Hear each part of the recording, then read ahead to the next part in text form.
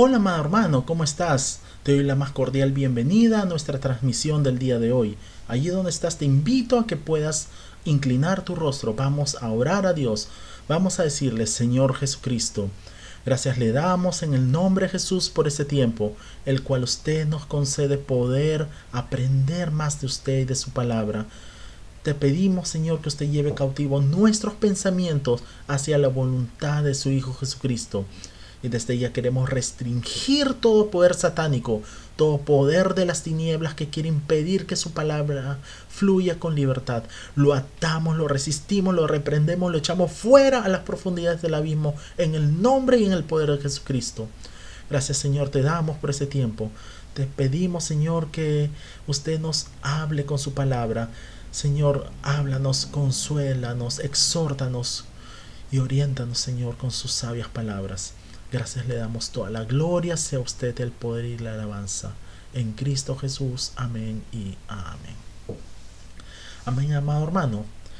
Vamos a hablar el día de hoy. El tema de hoy tiene como título El tiempo correcto de Dios. Eso lo podemos ver en Juan capítulo 7, versos del 1 al 13. La historia del mundo es conformada por hechos y acontecimientos, una cadena de causas y efectos inexplicables y sin significado. En cambio, las escrituras sagradas nos enseñan todo lo contrario, lo que sucede a la historia del hombre sin Dios y sin fe. El plan de Dios tiene significado, tiene propósitos, objetivos y metas, y nada ocurre al azar, podemos estar seguros. El Señor nuestro Dios gobierna la historia y Él es el Señor de señores y Rey de reyes. Es el Señor del tiempo y es el Señor de la historia. Ahí donde estás, amado hermano, te pido por favor que abras tu Biblia. También lo pueden ver en sus pantallas en 2 de Crónicas 26. Y dice la palabra del Señor. Dijo, Señor y Dios de nuestros padres, tú eres Dios en los cielos y dominas sobre todos los reinos de las naciones. En tus manos están la fuerza y el poder. No hay nada quien pueda oponerse a ti. No hay quien pueda oponerse a ti. Dios es soberano, nuestra fortaleza. Tenemos un Dios todopoderoso. En Apocalipsis 17, versos 14 al 15, ¿qué dice la palabra del Señor? Pelearán contra el Cordero, pero el Cordero los vencerá, porque Él es Señor de señores y Rey de reyes. Y a los que están con Él se les llama elegidos y fieles. El ángel también me dijo, las aguas que has visto, donde está sentada la ramera, son multitud de pueblos, naciones y lenguas. Apocalipsis 19, 15 al 16 dice la palabra del Señor. De su boca salió una espada afilada para herir con ella a las naciones. Él las gobernará con cetro de hierro y pisará el lagar del ardiente vino de la ira del Dios Todopoderoso. En su manto y en su muslo lleva inscrito este nombre, Rey de reyes y Señor de señores. Por lo tanto, Dios controla el tiempo, toda situación, circunstancias e historia del ser humano. Y todo está obrando para la gloria de su nombre y para el bien de sus hijos. Dios tiene todo bajo control y nada, absolutamente nada, se puede escapar de la mirada de Dios. Podemos ver en sus Biblias, por favor, en Romanos 8:28, ¿qué dice la palabra del Señor? Ahora bien sabemos que Dios dispone todas las cosas para el bien de los que lo aman, es decir, de los que Él ha llamado de acuerdo a su propósito.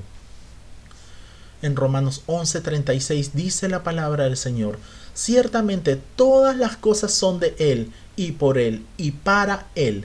A Él sea la gloria por siempre. Amén.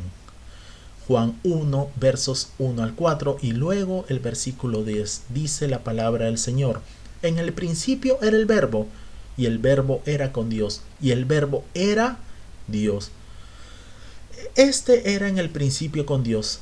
Todas las cosas por Él fueron hechas, y sin Él nada de lo que ha sido hecho fue hecho. En Él estaba la vida, y la vida era la luz de los hombres. En el mundo estaba, por Él fue hecho, pero el mundo no le conoció. La historia del hombre no tiene sentido. Está vacío y carece de significado. La historia sin nuestro Señor Jesucristo podemos estar seguros que no es historia. Ha habido muchos imperios tales como la Gran Babilonia de Nimrod, de Nabucodonosor, de Egipto de los faraones, de los medopersas, de Grecia y de Roma. Muchas civilizaciones han sido enterradas por las arenas del tiempo. Se los llevó a todos y actualmente solo quedan reliquias, momias para que vengan investigadores y puedan estudiarlas. La historia sagrada nos habla del plan supremo de salvación para la salvación del ser humano. Desde la caída de Adán y Eva, Dios levantó un plan supremo, podemos ver, para redimir al hombre del pecado y de la muerte eterna por medio de la fe en Jesucristo. Toda la historia apuntaló al guerrero, al libertador, quien venció a Satanás completamente en la cruz del Calvario. Podemos ver por favor en Gálatas 4 al 5, y dice la palabra del Señor: cuando se cumplió el tiempo señalado, Dios envió a su Hijo, que nació de una mujer y sujeto a la ley, para que redimiera a los que estaban sujetos a la ley, a fin que recibiéramos la adopción de hijos. Romanos 5:6 dice la palabra del Señor: porque a su debido tiempo, cuando aún éramos débiles, Cristo murió por los pecadores. 1 Timoteo 2, versos 5 al 6 dice la palabra del Señor: porque hay un solo Dios y un solo mediador entre Dios y los hombres, que es Jesucristo hombre, el cual se dio a sí mismo en rescate por todos, de lo cual se dio testimonio a su debido tiempo. En Hechos 1, versos 6 al 7 dice la palabra del Señor: entonces los que estaban reunidos con él le preguntaron: Señor, ¿vas a devolverle a Israel el reino de este tiempo? Y él les respondió: no les toca a ustedes saber el tiempo ni el momento que son del dominio del Padre. Juan 7, versos del 1 al 2, que dice la palabra del Señor: después de estas cosas andaba Jesús en Galilea, pues no quería andar en Judea, porque los judíos procuraban matarle. Estaba cerca la fiesta de los judíos, la de los tabernáculos.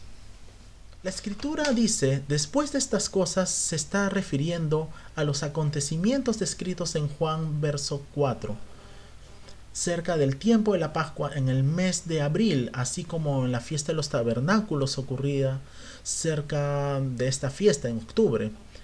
En Juan capítulo 7, verso 2 dice la palabra del Señor: estaba cerca la fiesta de los judíos, la de los tabernáculos. Podemos ver que entre los meses de abril y octubre hay un gran espacio de 6 meses. Esto ocurre entre los capítulos 6 y 7 de Juan. El evangelista no describe nada, solo andaba. Eso es lo que dice. Es decir, que viajaba, ministraba en Galilea. La idea del apóstol Juan es presentar a nuestro Señor Jesucristo como el Mesías, como el Hijo de Dios. Lo que sí recalca el evangelista Juan es que Jesús en la gran parte de los 6 meses iba instruyendo a los apóstoles, enseñándoles muchas cosas. Podemos ver por favor en sus Biblias en Mateo 17, versículos 19 al 23. Dice la palabra del Señor: después los discípulos hablaron con Jesús aparte y le preguntaron: ¿por qué nosotros no pudimos expulsarlo? Jesús les dijo: porque ustedes tienen muy poca fe. De cierto les digo que si tuvieran fe como un grano de mostaza, le dirían a este monte: quítate de allí y vete a otro lugar, y el monte les obedecería. Nada sería imposible para ustedes, pero este género no sale sino con oración y ayuno. Cuando ellos estaban en Galilea, Jesús les dijo: el Hijo del Hombre será entregado a los poderes de este mundo y lo matarán, pero al tercer día resucitará. Al oír esto, ellos se entristecieron mucho. Les habló diciéndoles que lo iban a rechazar. También les decía de su muerte y de su resurrección. Mateo 16, 21 dice la palabra del Señor: desde entonces Jesús comenzó a explicar a sus discípulos que él debía ir a Jerusalén y padecer mucho a mano de los ancianos, de los principales sacerdotes y de los escribas, y morir y resucitar al tercer día. Mateo 17, 22 al 23 dice la palabra del Señor: cuando ellos estaban en Galilea, Jesús les dijo: el Hijo del Hombre será entregado a los poderes de este mundo y lo matarán, pero al tercer día, que dice, resucitará. Al oír esto, ellos se entristecieron mucho. Hay una enseñanza muy grande acerca del discipulado, pues con la gran multitud que se menciona en Juan capítulo 6, se reunió con más de 20,000 personas, pero solo 2 días. Pero con sus discípulos, es decir, con los 12, estuvo cerca de 6 meses. ¿Qué nos enseñan las escrituras sagradas acerca del enfoque de nuestro Señor Jesucristo? Que su enfoque no se centraba en las reuniones masivas, sino en el discipulado. Nuestro Señor Jesucristo dedicó toda su vida en capacitar a sus 12 discípulos, que los llevaría a la evangelización, es decir, el ganar el mundo para Cristo. El Señor dedicó todo su tiempo y su fuerza para adiestrar a sus discípulos en el ministerio de la palabra después de su partida. Entonces los discípulos tienen que trabajar personalmente con otros para formarlos, disciplinarlos, y así sucesivamente. Otros lo harán con su prójimo como una prioridad también para el cuerpo de Jesucristo, que es su iglesia. Las escrituras sagradas nos enseñan y lo reafirman categóricamente. La gran comisión que nos encargó nuestro Señor Jesucristo es para formar discípulos.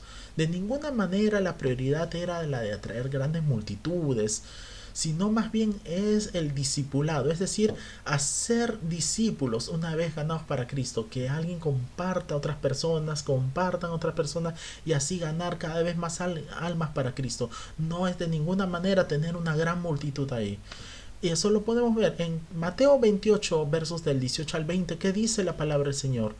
Jesús se acercó y les dijo: toda autoridad me ha sido dada en el cielo y en la tierra. Por tanto, vayan y hagan discípulos en todas las naciones y bautícenlos en el nombre del Padre y del Hijo y del Espíritu Santo. Enséñenles a cumplir todas las cosas que les he mandado, y yo estaré con ustedes todos los días, dice, hasta el fin del mundo. Amén. Exactamente es lo que hizo el apóstol: encargarle el ministerio a su joven pastor Timoteo. Eso lo podemos ver, por favor, en 2 Timoteo capítulo 2, verso 2. Y dice la palabra del Señor: lo que has oído de mí ante muchos testigos, encárgaselo, dice, a hombres fieles que sean idóneos para enseñar también a otros. ¿Qué nos enseñan las escrituras sagradas respecto al discipulado? Que el discipulado tiene que ser profundo y dinámico para poder ganar almas para Cristo. Nuestro Señor Jesucristo permaneció en Galilea porque los judíos en Judea procuraban matarle. Esa es la razón por la cual Jesús se apartó de Galilea, pues aún no era su tiempo de que él debía morir no había llegado, no era su hora. El sufrimiento que experimentó fue terrible, el inmenso sufrimiento, la angustia del rechazo familiar, el tener que cargar el pecado del mundo sobre sus hombros, lo llevó a una agonía muy profunda, y todo, absolutamente todo, lo sufrió por amor a ti y a mí, por amor a nosotros. Es por eso que está escrito, podemos ver en sus Biblias, por favor, en Hebreos 4, versos 14 al 16, y dice la palabra del Señor: por lo tanto, ya que en Jesús, el Hijo de Dios, tenemos un gran sumo sacerdote que traspasó los cielos, retengamos nuestra profesión de fe, porque no tenemos un sumo sacerdote que no pueda compadecerse de nuestras debilidades, sino uno que fue tentado en todo, de la misma manera que nosotros, aunque sin pecado. Por tanto, acerquémonos confiadamente al trono de la gracia para alcanzar misericordia y hallar gracia para cuando necesitemos ayuda. Los hermanos del Señor Jesucristo querían obligar a que Jesús siguiera sus deseos en cuanto a subir a la fiesta de Jerusalén, pero el Señor Jesucristo le responde: mi tiempo aún no ha llegado. En Juan 7, versos 6 al 9, ¿qué dice la palabra del Señor? Entonces Jesús les dijo: mi tiempo aún no ha llegado, mas vuestro tiempo siempre está presto. No puede el mundo aborreceros a vosotros, mas a mí me aborrece, porque yo testifico de él que sus obras son malas. Subid vosotros a la fiesta, yo no subo todavía esa fiesta, porque mi tiempo aún no se ha cumplido. Está hablando del tiempo de Dios. Y habiéndoles dicho esto, se quedó en Galilea. En todo momento, circunstancia y tiempo, el Señor Jesucristo estaba dirigido, determinado por la santa voluntad del Padre. De ninguna manera nuestro Señor Jesucristo se va a manifestar antes del tiempo señalado por el Padre. Nuestro Señor Jesucristo se enfrentaría ante las autoridades. El mundo ama a lo suyo, pero a Jesús lo aborrecían porque Jesús no era del mundo. En Juan 15, versos 18 al 19, dice la palabra del Señor: si el mundo os aborrece, sabed que a mí me ha aborrecido antes que a vosotros. Versículo 19, si fuerais de este mundo, el mundo amaría lo suyo. Pero como no sois del mundo, sino que yo os elegí de entre el mundo, por eso el mundo os aborrece. Nuestro Señor Jesucristo denunció a este mundo maligno porque sus obras son malas, son perversas. En Juan 2, 14 al 16 dice la palabra del Señor: y halló en el templo a los que vendían bueyes y ovejas y palomas, y a los cambistas sentados. Y haciendo un azote de cuerdas, echó fuera del templo a todos con las ovejas y los bueyes, y desparramó las monedas de los cambistas, y volcó las mesas. Versículo 16, y dijo que a los que vendían palomas: quitad esto de aquí y no hagáis la casa de mi padre casa de mercado. Los sacó del templo. En Juan 3, 19 al 21 dice la palabra del Señor: y esta es la acusación, que la luz vino al mundo, y los hombres amaron más las tinieblas que la luz, porque sus obras eran malas, porque todo lo que practica lo malo aborrece la luz, y no viene a la luz, para que sus obras no sean expuestas. Versículo 21, pero el que practica la verdad viene hacia la luz, para que sea manifiesto que sus obras son hechas en Dios.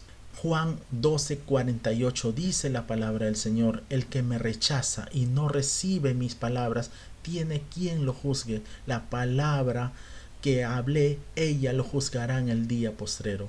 En Juan 15, 22 al 25 dice la palabra del Señor: si no os hubiera venido y les hubiera hablado, no tendrían pecado, pero ahora no tienen excusa por sus pecados. El que me aborrece, también a mi Padre aborrece. Y si no hubiera hecho entre ellos las obras que ningún otro hizo, no tendrían pecado, pero ahora las han visto, y a pesar de eso nos han aborrecido tanto a mí como a mi Padre, para que se cumpla la palabra escrita en su ley: me aborrecieron sin causa. Es el diablo quien tiene al mundo bajo su control. En la Biblia dice que Él es el príncipe de este mundo. En 1 Juan 5, 19 dice la palabra del Señor: sabemos que procedemos de Dios, y el mundo entero yace bajo el dominio del maligno. Las acciones del mundo son prioridades para ellos, y es parte de su conducta, pues ama el pecado. Pero cuando el creyente da testimonio de su vida a este mundo que está maldito por sus pecados, y los confrontan de sus maldades como lo hizo nuestro Señor Jesucristo, entonces ellos los odian, los aborrecen y nos comienzan a perseguir. Podemos ver por favor en Juan 15 del 18 al 19 qué dice la palabra del Señor: si el mundo os aborrece, sabed que a mí me ha aborrecido antes que a vosotros. Si fuerais del mundo, el mundo amaría lo suyo, pero como no sois del mundo, sino que yo os elegí de entre el mundo, por eso el mundo os aborrece. Mateo 24, 9 dice la palabra del Señor: entonces os entregarán a tribulación y os matarán, y seréis aborrecidos por todas las naciones a causa de mi nombre. En Lucas 6, 22 dice la palabra del Señor: bienaventurados sois cuando los hombres os aborrezcan, cuando os excluyan y os insulten y rechacen vuestro nombre como maligno por causa del Hijo del Hombre. En 1 Juan 3:13 dice la palabra del Señor: hermano, no os extrañéis si el mundo os aborrece. En 2 Timoteo 3:12 al 13 dice la palabra del Señor: si todos los que quieran vivir piadosamente en Jesús, el Mesías, padecerán persecución. Por su parte, los hombres malos y embaucadores irán de mal en peor, engañando y siendo engañados.